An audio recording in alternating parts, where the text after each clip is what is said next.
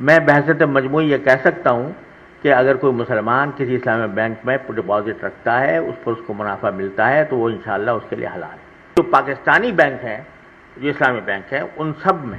کے بارے میں یہ کہہ سکتا ہوں کہ ایک مسلمان اگر اس میں ڈپازٹ کرے گا تو اس پر انشاءاللہ جو منافع ملے گا وہ حلال ہوگا۔ جو پروفٹ اسلامک بینک دے رہے ہوتے ہیں وہ کنونشنل بینک سے بہت کم ہے، تو اس کی وجہ سے بھی یہ اسلامک بینک کو فروغ نہیں مل پا رہا۔ یہ بالکل جائز شکایت ہے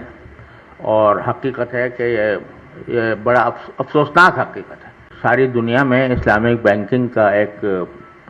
بہت تیز رفتاری کے ساتھ فروغ پا رہی ہے اور اس کی بہت تیزی سے ترقی کر رہی ہے، اور اس کی گروتھ ریٹ جو ہے وہ کنونشنل بینکوں سے زیادہ ہے اسلامی ملکوں میں۔ تو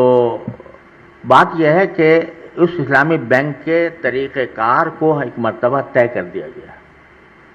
کہ کس طریقہ کار سے وہ کام کریں گے، اور اس کے لیے ایوفی کی جو شریعہ کونسل ہے، میں اس کو چیئر کرتا ہوں، اور اس میں 20 ملکوں کے علماء بھی شامل ہیں۔ وہ اس کے لیے اسٹینڈرڈز تیار کر چکے ہیں کہ ان اسٹینڈرڈز پر اسلامک بینک کام کریں گے، اور اسلامک بینک، ہر اسلامک بینک کے ساتھ ایک شریعہ بورڈ ہوتا ہے۔ اس شریعہ بورڈ میں علماء ہوتے ہیں، وہ اس کے تمام معاملات کی جانچ پڑتال کرتے ہیں اور دیکھتے ہیں کہ آیا اسی طریقے کے مطابق کام کر رہے ہیں جو طے کیا گیا تھا یا اس سے کچھ انحراف کر رہے ہیں۔ اگر وہ اس کے مطابق کام کر رہے ہوتے ہوں تو وہ اس کے لیے فتویٰ جاری کر دیتے ہیں کہ ہاں ٹھیک ہے، اس کے تمام کام ٹھیک ہے۔ اگر کہیں وہ غلطی دیکھتے ہیں تو جتنی غلطی کی وجہ سے جو اماؤنٹ کمائی گئی ہے اس کو وہ الگ کر کے اس کو چیریٹی میں دے دیتے ہیں، کیونکہ ناجائز طریقے سے حاصل کی۔ اس طریقے سے عمل ہو رہا ہے پاکستان میں الحمدللہ۔ جتنے اسلامی بینک ہیں وہ سب تقریباً ایک ہی پیٹرن پہ کام کر رہے ہیں۔ ان میں یعنی جو بحیثیت مجموعی جو ان کا جو موڈس آف فائنانسنگ ہے وہ ایک ہی ہے سب کے، لہذا اور ان کے ہر کے ساتھ ایک شریعہ بورڈ بھی ہے۔ تو الحمدللہ میں بحیثیت مجموعی یہ کہہ سکتا ہوں کہ اگر کوئی مسلمان کسی اسلامی بینک میں ڈپازٹ رکھتا ہے، اس پر اس کو منافع ملتا ہے تو وہ انشاءاللہ اس کے لیے حلال ہے۔ البتہ کچھ غیر ملکی بینک ہیں پاکستان میں، اور انہوں نے بھی اپنی اسلامک ونڈو کھولی ہوئی ہے۔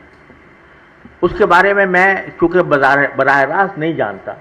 اس لیے میں ان کے بارے میں کچھ کہنے سے معذور ہوں، لیکن جو پاکستانی بینک ہیں،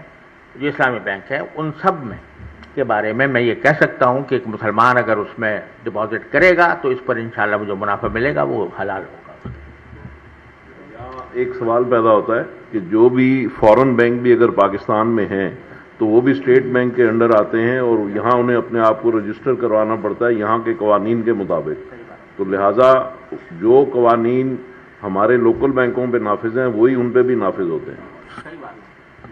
اور اس میں بھی اصل میں اسٹیٹ بینک کے اندر بھی ایک پورا ڈپارٹمنٹ ہے جو شریعہ آڈٹ کرتا ہے،